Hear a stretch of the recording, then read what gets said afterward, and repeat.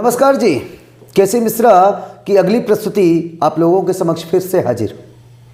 आज की प्रस्तुति में आप लोग बार बार कमेंट के माध्यम से कह रहे थे कि आप किसी एक पार्टी विशेष की खबरें लगाते हैं। आप लोग एक हमको कमेंट के माध्यम से भेज रहे थे। ऐसी कोई बात नहीं है। भारतीय जनता पार्टी भी रूलिंग पार्टी है और भारतीय जनता पार्टी के जो नेतागण हैं उनका समय मिलना बड़ा ही दुर्लभ होता है। लेकिन आज हम भारतीय जनता पार्टी के एक प्रमुख चेहरे जफराबाद की टिकट की रेस में वो नाम चल रहा है जिनके पास हम आ पहुँचे हैं और उनसे आज कुछ साक्षात्कार हम करेंगे। वो उन बातों पर जो जनता से रिलेटेड है, जो इनकी लोकप्रियता कितनी है, इनके संगठन का कितना इन पर जो है समर्पण है, कितना असर इनका संगठन में है, ये सारी बातें करेंगे। हम हाजिर हैं भाजपा नेता सुनील सिंह के साथ और हम बात करेंगे कि आज तारीख है 13 और 14-15 का दिन इस जौनपुर के लिए एक बेहद महत्वपूर्ण माना जा रहा है लोकतांत्रिक दायरे में अगर रह के बात की जाए, क्योंकि विपक्ष के सबसे बड़े नेता अखिलेश यादव का कल आगमन है और ऐसे में सत्ता पक्ष के लोग भी तैयारी में जुटे हुए हैं, क्योंकि एक रथ यात्रा भारतीय जनता पार्टी की भी यानी शेष है। अब देखने वाली बात ये होगी कि भीड़ तो कोई पैमाना नहीं होती दोस्तों। हार और जीत को लेकर अगर देखा जाए या लोकतंत्र के इस महापर्व की तैयारियां जो चल रही हैं, भीड़ कोई पैमाना नहीं होती। लेकिन सभी ने अपने शक्ति प्रदर्शन का आगाज करते हुए ये कहा है कि खड़ा होने के लिए भीड़ जगह कम पड़ जाएगी। ऐसे में हम इनसे बात करते हैं। सुनील जी, पहले तो बहुत बहुत नमस्कार आपको और आभार कि आपने समय दिया हमें, हमारे चैनल को। आपसे हमारा पहला सवाल रहेगा कि जब आप अपने घर से निकलते हैं और दिन भर आपका लोगों के बीच बीतता है, तो आपको जो स्नेह मिलता है वो पाकर आप कितना हर्षित होते हैं? पहले तो मैं आप लोगों का धन्यवाद आभार व्यक्त करता हूं। जफराबाद विधानसभा में मुझे जितना स्नेह वहां की जनता से मिलता है, मैं बहुत अभिभूत अपने को समझता हूं और मैं लगातार 2007 से इस विधानसभा में मैं काम कर रहा हूं और अब इसमें वर्तमान में काशी क्षेत्र का क्षेत्रीय मंत्री हूं, किसान मोर्चा का। संगठन द्वारा जो भी हमको दायित्व दिया जाता है मैं लगातार काम करता रहा हूं। बंगाल चुनाव में भी 1 महीना में था और यूपी में भी कई जगह हमको भेजा गया है मंडलों के चुनाव में। मैं लगातार काम कर रहा हूं और पार्टी के लिए हम लोग समर्पित हैं। पार्टी सब कुछ हमारे लिए है। पार्टी का जो भी निर्णय होगा उसको हम लोगों को करना है। एक बात और आपसे जानना चाहूँगा कि भारतीय जनता पार्टी जब 14 साल वनवास काट रही थी, तो यही लोग जो आज विधायक, मंत्री, सांसद बने हैं, ये लोग काफ़ी आक्रामक हुआ करते थे गलत चीज़ों को लेकर। लेकिन आज लॉ एंड ऑर्डर की मैं कह सकता हूँ कि बदहाली सामने आ रही है मीडिया के माध्यम से।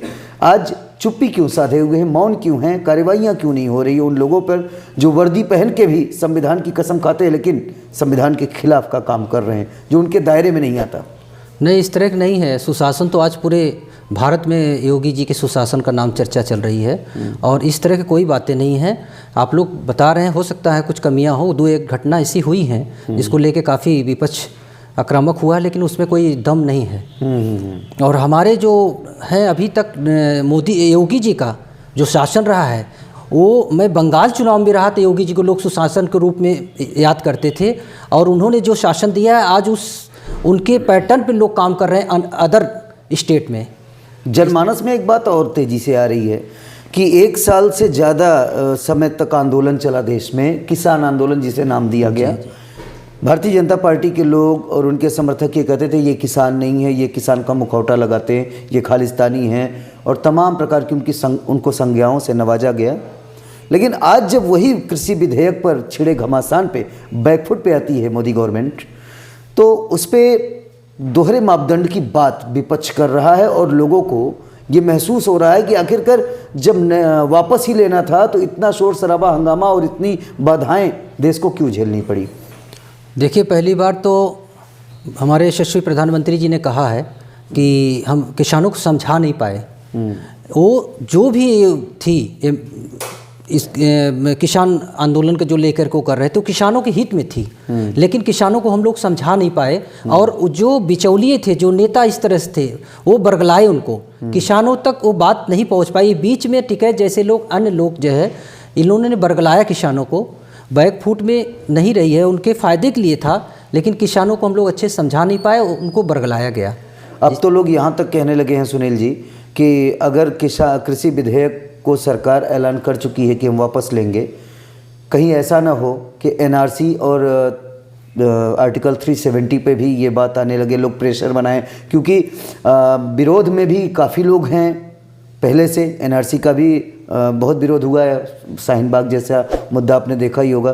तो कहीं पब्लिक प्रेशर की वजह से ये भी मुद्दे वापस न लिए जाए, ये बातें सामने आ रही हैं। ऐसा कतई नहीं होगा जी। हमारे यशस्वी प्रधानमंत्री ये कर ही नहीं सकते हैं। एनआरसी और किसान जो विधेयक है, ये दोनों अलग अलग हैं। एनआरसी से तो कोई वही नहीं है कि एनआरसी हटाया जाएगा, कतई नहीं। 370-35A को हटाने वाला अभी कोई पैदा नहीं होगा, न है न तो होगा। अयोध्या में भव्य राम मंदिर जी, काशी में कॉरिडोर जी, विश्वनाथ कॉरिडोर और मथुरा की तैयारी, क्या संदेश देना चाहते हैं? हम यही संदेश देना चाहते हैं कि आज हमारे यशस्वी प्रधानमंत्री और यशस्वी मुख्यमंत्री ने जो आज अयोध्या में जो 500 साल और 5 लाख लोगों की प्राण की आहुति लोगों ने दिया है, उसको इतना अच्छा, जिस आस्था का केंद्र है, हमारे हिंदू धर्म के, सनातन धर्म का आस्था का केंद्र था अयोध्या, उसको सजाने संवारने का जो काम हमारे प्रधानमंत्री ने किया है, वो पूरा विश्व जान रहा है। पूरे देश में सभी सनातन धर्मों को उसके प्रति आस्था है और लोगों में खुशी की लहर है। लोग ऐसा कहते हैं कि ब्राह्मण आपसे नाराज हैं। मैं खुद एक ब्राह्मण हूँ और इस चीज़ को महसूस कर सकता हूँ कि कौन कितना किससे नाराज है।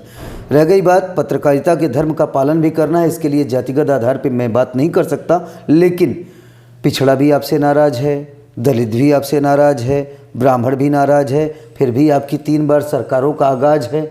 मैं समझ नहीं पा रहा हूँ कि ये वोट आप प्राप्त कहाँ से करते हैं और सरकारें बनती कैसे हैं, जबकि 2014 से सभी आपसे नाराज ही चल रहे हैं। देखिए, 2014 से अगर आप देखते हैं, विपक्ष का प्रोपगंडा है, एक भ्रम फैलाया जा रहा है कि ब्राह्मण नाराज हैं। 80% ब्राह्मण, मैं टीवी डेली देखता हूँ। बीच में अभी जो विकास यादव वाला और विकास दुबे वाला मामला आया था, तो उसमें लोगों ने कहा ब्राह्मण नाराज हैं। इस तरह से कुछ नहीं था। 3 जगह के मैं बता दूं आपको, काशी, प्रयाग, गोरखपुर के 3 जगह के चैनलों ने दिखाया 80% ब्राह्मण बीजेपी के साथ हैं। पिछड़ा वर्ग भी, इतनी योजनाएं हमारी चल रही हैं, दलित हैं, आवास है, पेंशन है, शौचालय है, और अभी किसान जो पीएम किसान सम्मान निधि है, सब मिल रहा है। तो नाराज किस लिए हैं? हम लगातार 14, 17, 19 जीत रहे हैं और फिर 300 प्लस हम 2022 में जीतने जा रहे हैं। आप तो कहते हैं कि 300 प्लस, अखिलेश यादव कहते हैं 351 प्लस। किसकी माने किसकी ना माने, क्योंकि आपके ही कभी सहयोगी रह जाने वाले ओम प्रकाश राजभर अब उनके दामन को पकड़ के अपनी राजनीति चपका लिए हैं। क्या ओम प्रकाश राजभर से पूर्वांचल में आपको खासा नुकसान पहुंचने वाला है? कतई नहीं, दूर दूर तक नुकसान नहीं है। ओम प्रकाश राजभर की स्थिति आप यही समझ लीजिए। मैं परसों उनकी स्थिति में देखा हूँ मिश्रा ढाबा पे, जो जलालपुर के पास नदी किनारे मिश्रा ढाबा है, उस पे मात्र 5 लोग थे उनके साथ। आज उस हमारे संगठन में रहे होते, हमारी सरकार में रहे होते तो हजारों कार्यकर्ता वहाँ पर रहते। 5 लोग मात्र थे उनके साथ। उनका कोई हमारे ऊपर नहीं पड़ने जा रहा है। अभी कल सुहेल देव के वंशज और बड़े बड़े नेता, करीब 20 राजभर नेता पार्टी ज्वाइन किए हैं। उनका दूर दूर तक इससे कोई वास्ता नहीं है कि वो सरकार इसमें हमारी भारतीय जनता पार्टी को नुकसान कर सकते हैं। कुछ और भी बड़े नेता सपा में भी शामिल हुए हैं, ये भी आपको जानकारी होगी, अखबार ने निकाला है, प्रकाशित किया है। देखिए, अब जब समय हो जाता है कोई चीज़ का तो फिर उसका महत्व नहीं रहता है। जी जी। तो जो हुए हैं हमको मालूम है। और उसका ओवैसी के यहाँ उत्तर प्रदेश चुनाव में लड़ने से आपको कोई ऑक्सीजन मिल रही है, मतलब फ़ायदा हो रहा है? नहीं, उनसे, क्योंकि आपके लिए वो बदनाम है, आपकी बी टीम बोले जाते हैं वो। नहीं, उनसे तो हम लोगों से कोई वही नहीं है। हमारी विचारधारा अलग है, उनकी विचारधारा अलग है। हाँ। मेरे कैसे बी टीम हो सकते हैं मेरी पार्टी के? लेकिन आपके प्रखर मुस्लिम चेहरे पर्दे के पीछे के बोले जाते हैं वो। नहीं, ये गलत है। बताया तो विपक्ष वालों का जो है। अच्छा, शिवपाल जी शिवपाल जी पर बात कर लेते हैं कि जो राजनीति का ये ध्रुवीकरण हो रहा है, एक प्रकार से कहा जाए, सैफई परिवार पिछले इलेक्शन में 2 खंड में बटा, सरकार चल रही थी, सरकार ध्वस्त हुई। फिर से मैं देख रहा हूँ कि शिवपाल जी पर भी ये अवक्षेप लग रहे थे कि वो भारतीय जनता पार्टी की बी टीम है, ओवैसी पे बी टीम का आरोप लगा। तो क्या आप लोगों को थोड़ा सा हर्ट महसूस नहीं होता कि यार ये देखो ये बात भी नहीं है फिर भी लोग कह रहे हैं? नहीं, वो एक बता रहे हैं ना, ये सब जो विपक्ष है कुछ भी कर सकता है, इसमें चुनावी माहौल है ना, विपक्ष तो ये सब बातें करेंगे। शिवपाल से हम लोग कोई वास्ता ही नहीं है, हमारी विचारधारा अलग है, शिवपाल की विचारधारा अलग है, उनसे तो कोई, ये सब प्रोपगंडा बता रहे हैं ना, ये लोग चुनावी प्रोपगंडा, जनता को बरगलाने के लिए सब किया जा रहा है। एक अंतिम प्रश्न की तरफ आते हैं दोस्तों, क्योंकि समय का अभाव है, नेताजी को भी क्षेत्र में जाना है और लगभग हमें भी कई कार्यक्रम अटेंड करने हैं। एक अंतिम प्रश्न रहेगा सुनील जी हमारी तरफ से, लॉ इन ऑर्डर पे मैं फिर से आता हूँ।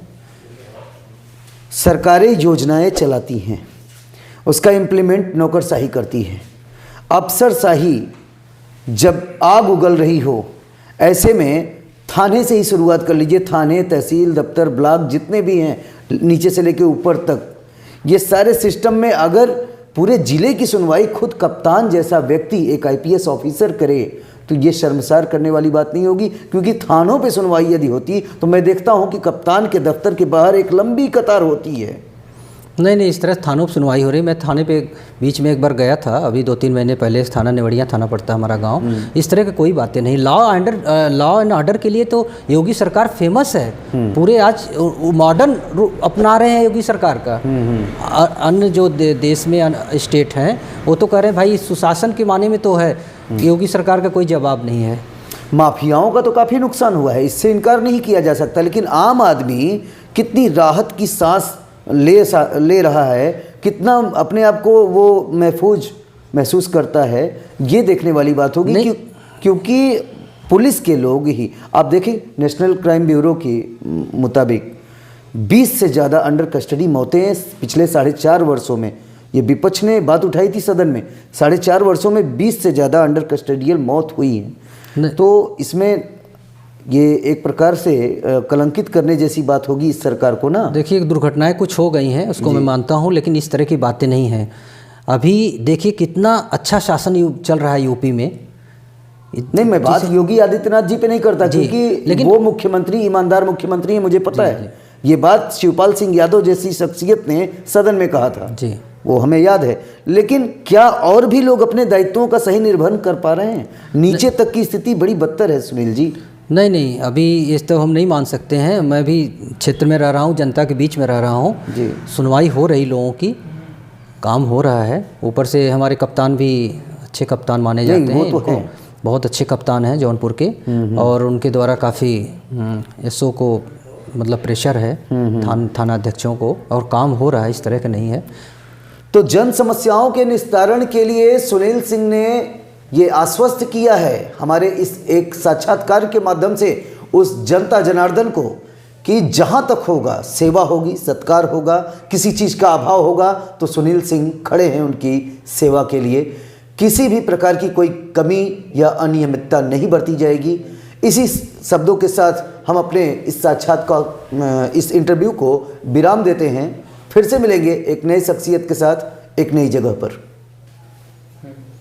अपने आसपास की खबरों को देखने के लिए हमारे चैनल को सब्सक्राइब करें तथा बेल आइकन को प्रेस करना ना भूलें, ताकि हर खबर पहुंचे आप तक।